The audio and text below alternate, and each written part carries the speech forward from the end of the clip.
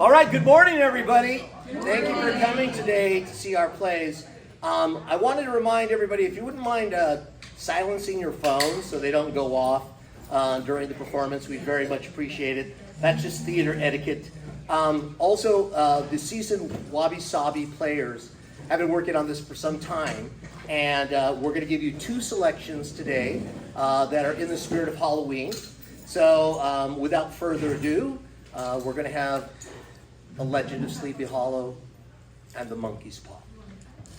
Enjoy.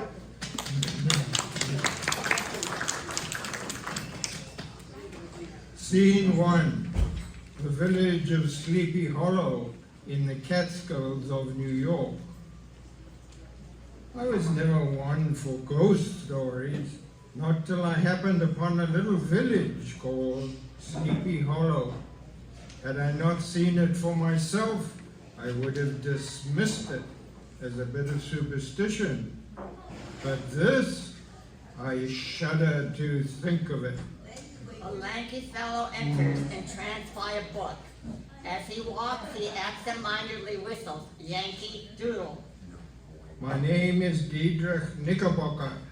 The year was 1790, and as I wandered the drowsy shadows of the hollow, I encountered a man named Ichabod Crane. Look here, it's the new schoolmaster. Good afternoon, schoolmaster. Why, good afternoon, ladies. He was tall but lank, with long arms and hands that dangled a mile out of his sleeves. His head was small, but he had huge ears and a long nose. Were you attending the Red Consort's party tonight? That I will. I merely need to fetch my horse for the ride home. Well, you enjoy yourself, schoolmaster, but be wary, there's a mischief in the air. So Ichabod bows and he returns to his reading and whistling. Wary indeed. It's said the hollow is bewitched. The people are given to all kinds of marvelous superstitions, including the legend of the headless horseman. Scene 2, the Van Tassel estate. Ichabod rode a broken-down plow horse. It was all skin and bones, and its tail was knotted with burrs. Still, it must have had at least a little spark, for it went by the name Gunpowder. So Ichabod dismounts in front of an impressive house. It was toward evening that Ichabod arrived at the Van Tassels. He could not help but chuckle at the possibilities. Someday this may all be yours, Gunpowder, if only I could win the hand of Katrina Van Tassel. Katrina Van Tassel was as rosy-cheeked as one of her father's peaches. From the moment Ichabod laid eyes upon her, his only thought was how to gain her affections. Good evening, Master Crane. Welcome to our home. Why, thank you, Miss Katrina. But Ichabod wasn't the only one interested in Katrina. Another was a burly, roaring hero of the countryside, known as Brom Bones. Whenever a prank or brawl happened, the simple folk of Sleepy Hollow always shook their heads and guessed Brom Bones was at the bottom of it. So Brombone arrives. He's strutting and he's pumping his chest. Here I am, Katrina. What say you? We go take a ride on Daredevil. Don't be silly.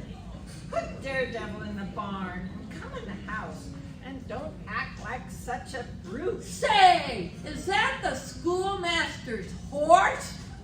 What's he doing here? Come to get you singing lessons? Now, Brom, the schoolmaster is an honored guest.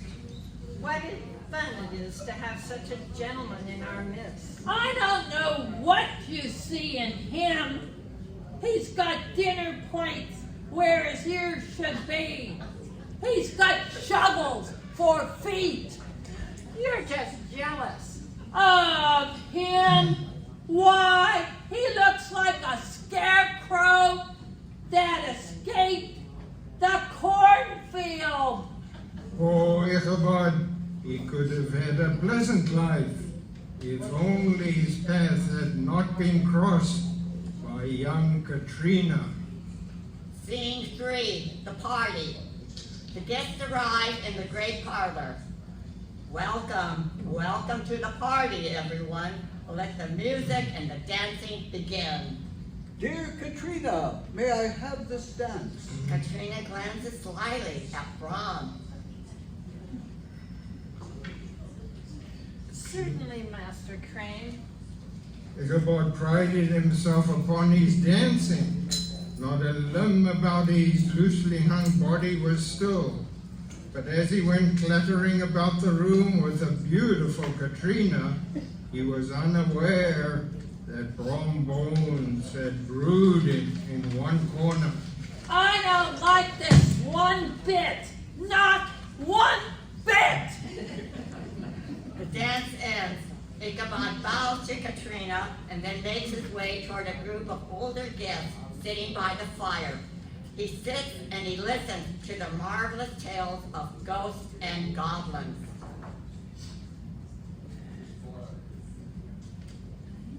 "'Tis true. Many a ghost haunts the hollow. There's an old Dutchman who walks the docks, shouting for a musket and a sword. And there's the woman in white who trolls the dark glen at Raven Rock. To hear her shriek on a winter night before a storm is a bad omen. In this part, Mr. Crane, you must take care of your live a decent life. Those who don't risk being carried away in the dead of night. All these tales, told in those drowsy whispers with which people talk in the dark, sank deep in the mind of Ichabod, which in turn caught the attention of Brom. But my friend, nothing be told you rivals the headless horseman. The headless horseman? Yes, dear Mayor, he is said to be the ghost of a soldier whose head had been carried away by a cannonball during the Revolutionary War. His ghost is often seen upon his big black green hurry along in the dark. With the horsemen about, one doesn't dare to be caught upon the roadway during the witching hour. That's right. The body is buried in the churchyard, and every night the ghost rides forth in search of his head. He cannot rest until he finds it. The speed with which he rides is like a midnight blast. It's because he's in a hurry to get back to the churchyard before the light of day. He's been seen several times of late, out and about, patrolling the hills. I myself have seen his horse tethered among the gravestones in the churchyard. It mustn't be true. It's merely a legend. At this, a decrepit old man interrupts the storyteller. I didn't believe in the horseman either. Not until one night last year. I met him in the road near the old trees. I suspect he was returning from the search for his head, and I didn't know that at the time. In fact, I didn't know who he was at all. So I called to him. "Show me your face, good man. I say there, show me your face." The room is silent. The old man takes a bite out of his apple and he chews it slowly. "Show me your face," I demanded again, but he didn't answer. And then when he turned, I saw there was nothing there. just the stump of a neck. What next? Before I could react, he grabbed me by the shoulder and forced me to get up behind him. How we galloped over bush and brake, over hill and swamp. But then we reached the bridge. That's when the horseman suddenly turned into a skeleton, threw me into the brook, and sprang away over the treetops with a clap of thunder. Oh my! Oh my, indeed. I shall never forget it. Roundbone steps forward and immediately snatches the attention of the guests. I'm not afraid of the horseman. I too have seen him. I was returning one night from a neighboring village when he overtook me. Rather than succumb to his terror, I offered to race him for a bowl of punch. That's right, a bowl of punch. And I would have won it too, but just as we came to the old church bridge, the horseman vanished in a flash of fire. Aye, it was true. The old church bridge was surrounded by overhanging trees, which cast a gloom even in the daytime. It was the place the headless horseman was most frequently encountered, but it was also the place he could not pass. If ever the horseman comes after you, head toward the old church bridge. If you can but reach that bridge, you will be safe. One by one, the guests depart, but seeking a moment alone with Katrina, Ichabod lingers behind. Scene 4, the ride home. It was midnight when the disappointed Ichabod finally departed, and all those stories of ghosts and goblins now came crowding upon his thoughts. So Ichabod trots along, flinching at every sound and shape. He remembered all too clearly the warnings of the townspeople. One doesn't dare to be caught upon the roadway during the witching hour. The wind's howl became the woman in white. Ah! To hear her shriek on a winter's night before a storm is a bad omen. A bullfrog croaking became the ghost of the old Dutchman. Croak! Take care to live a decent life. Croak! Those who don't risk being carried away in the dead of night. So Ichabod clutches tightly to Gunpowder's reins. To calm his nerves, he begins to whistle. His normally cheerful version of Yankee Doodle sounded like a funeral hymn. It was then he saw it. In the shadows on the edge of the road, something huge and misshapen, towering above him. Every night the ghost rides forth in search of his head. Oh, what's to be done, Gunpowder? Every hair upon the schoolmaster's skull stood on end. He called out, Who are you? I say there, who are you? The shadowy creature put itself in motion and stood at once in the middle of the road. I say, sir, what is it you want of me? When there came no reply, Ichabod rained a shower of kicks upon poor old Gunpowder. But the stranger whirled his horse to give chase. Run, Gunpowder! As poor Ichabod glanced over his shoulder, he was horror-struck, for the man behind him was headless, and the head, which should have rested on his shoulders, was hanging from the pommel of the saddle. Fly, gunpowder, fly! Away they dashed, stones flying and sparks flashing. Ichabod's flimsy garments fluttered in the air. And he stretched his long, lank body over the horse's head, and suddenly he remembered what Brombones had said. If you can but reach that bridge, you will be safe. Thundering forward, he heard the black steed close behind him.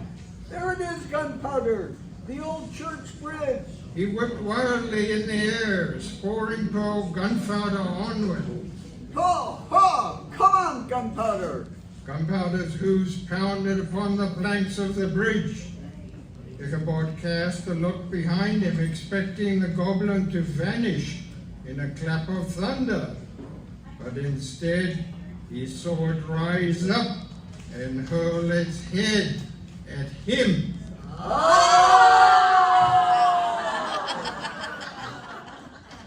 Epilogue. The next morning, the old horse wandered home, but Ichabod never returned. A search led to the bridge. Along the bank of the brook, where the water ran dark and deep, was found Ichabod's hat, and close beside it, a shattered pumpkin. The brook was searched, but the body of the schoolmaster was nowhere to be found, leaving the good people to shake their heads and conclude that Ichabod Crane had been carried away by the headless horseman of Sleepy Hollow.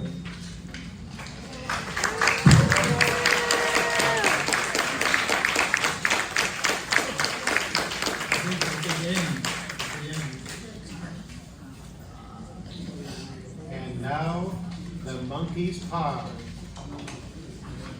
Some disregard the tale you are about to hear. They call it a silly ghost story, mere entertainment. But I warn you, do not so lightly dismiss this tale.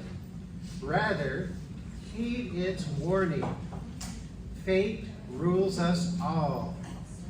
Meddle with fate, and you will suffer the consequences. The tale takes place in a small English village in the year 1900. And like all good horror stories, it begins on a dark and stormy night. Scene 1. It's a nightmarish evening in the English countryside with howling winds and biting cold. Inside by the fire, Mr. and Mrs. White and their son Herbert are entertaining a guest. Burly man with a ruddy face, Surgeon Mary Morris had just returned from 20 years exploring the country of India. He is a long-time friend of the White family. By the looks of things, you've done well for yourself, Mr. White. A good family, a nice home. Nearly paid for too. We owe but 200 pounds on this house. And Herbert, what a strapping boy. Our Herbert, he has a good job too. He works at Ma and Megan's. It's tedious working the machinery, but my school term begins soon enough. Yes, Herbert will be headed off to college. How I shudder to think what it'll be like when he's gone. One less mouth to feed, I suppose. One less mouth to criticize her cooking. Mrs. White, please, Watson. I'd like to visit India myself someday. No, you're better off where you are. There's nothing but war and plagues in India. Just imagine all those beautiful old temples and fakirs. That's right. What was it you started telling me the other day, Morris? Something about a monkey's paw. A monkey's paw? Do tell. Morris stares into the fire, momentarily lost in thought. No, it's best we leave that alone. Come now, what harm can it do? Very well, it's just a bit of magic, perhaps. Magic? That does sound like fun. Morris fumbles in his pocket. To look at it, it's just an ordinary little mummified paw. What's so special about it? An old faker put a spell on it. Morris leans forward as if to confess a secret. He wanted to show that fate rules our lives. That those who interfere with fate do so to their own sorrow. He put a spell on it so that 3 men could each have 3 wishes from it. The whites laughed jarringly. What? Like a rabbit's foot? What silliness. 3 wishes? Well, if that's true, why don't you have 3, sir? Morris's tone is very grave. I have. You actually had 3 wishes granted? I did. And has anyone else wished? The first man had his 3 wishes.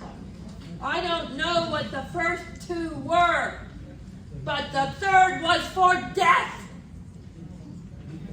That's how I got the paw. The room falls silent as the whites consider Morris's eerie words. How awful to wish for death.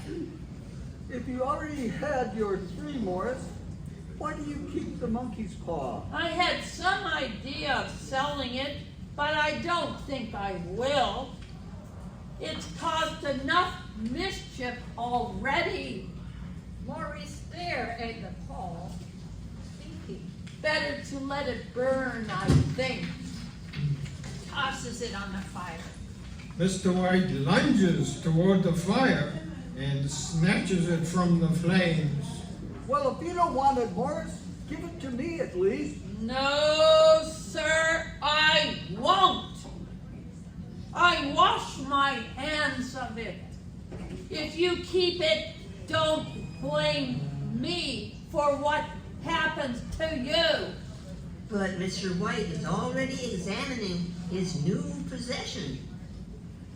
How do you wish? You hold it up and wish aloud. But I warn you of the consequences.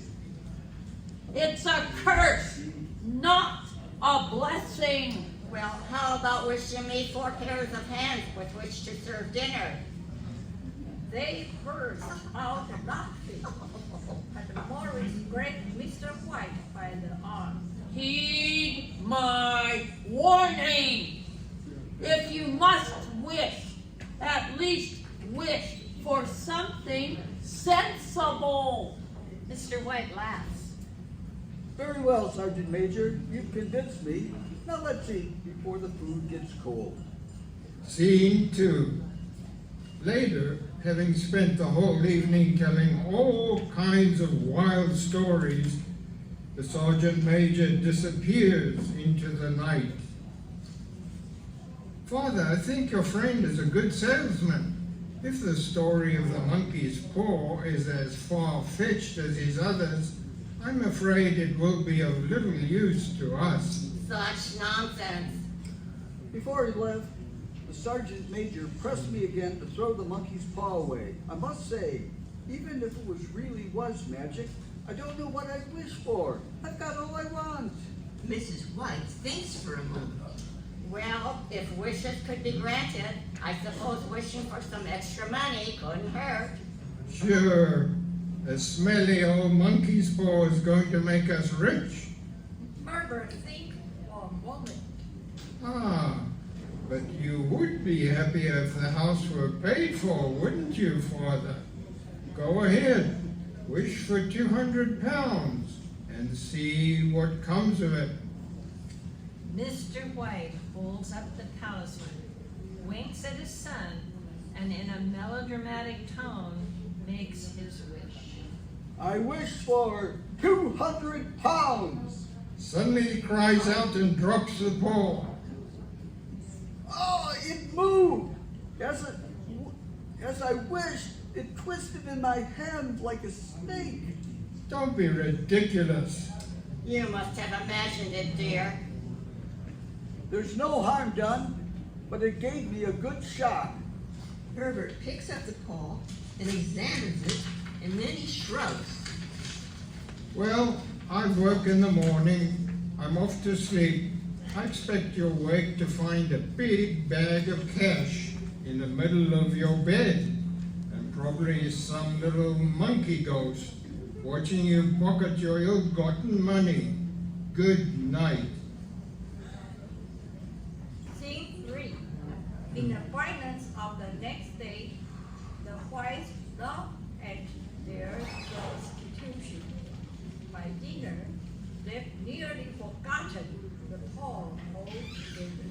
Herbert must be running late. There's a knock on the door. We've been sent from Ma and Megan. Has something happened to Herbert? There, don't jump to conclusions. We are very sorry. Is he hurt? Is my dear boy hurt? Badly hurt, I'm afraid. But at least he's not in any pain. The messenger pauses, allowing his meaning to sink in. I'm afraid your son was caught in the machinery. Mr. White stares blankly. Mrs. White begins whimpering. The word wish to convey is sympathy. For it admits no liability, but in consideration of your loss, they wish to present you with a certain sum of compensation. Mr. White looks up her arm. How much? 200 pounds. The Whites bury Herbert in a cemetery not far from the house. Their sorrow is almost too much intense to bear. A week later, the sound of Mrs. White's sudden wild cry jaws Mr. White awake in the middle of the night. The paw, the monkey's paw. Do you still have it? Yes, it on the mantle. Why? We've only had one wish. Get it quickly and wish our boy alive again. You don't know what you're saying. We had the first wish granted, so why not the second? That was a coincidence. Go and get it and wish. He's been dead for 10 days. Besides, when I identified the body, I could only recognize him by his clothing. I don't care. If he is too disfigured to recognize then, how will he appear now? Mrs. White growls through gritted teeth. Bring him back. As Mr. White goes to the mantle, a horrible fear seizes him. What are you wishing? What are you waiting for? Wish. It is foolish and wicked. Wish. What if he does come back and he is utterly decayed and mangled? Wish now. Mr. White raises his hand and speaks meekly. I wish my son alive again. He trembles as the paw twists in his hand. Mrs. White rushes to the window and stares out into the night. But nothing appears. Relieved, Mr. White returns to his chair. Eventually, his wife gives up as well. Neither speaks. They listen to the ticking of the clock and the wind's howl. Suddenly, a hard knock resounds through the house. What's that? Is it Herbert? She rushed toward the noise, but her husband takes her by the arm. What are you going to do? It's my boy. Let go. I must open the door. For goodness sake, don't let it in. You're afraid of your own son? Let me go. There is There is another knock, then another, Mrs. White breaks free. The bolt, I can't get it open. Mr. White gropes wildly for the paw. I'm coming, Herbert, I'm coming. The knocking grows louder. Mr. White fumbling with the knock. Mr. White seizes the paw. I wish it would go away. Mrs. White flings open the door. Herbert?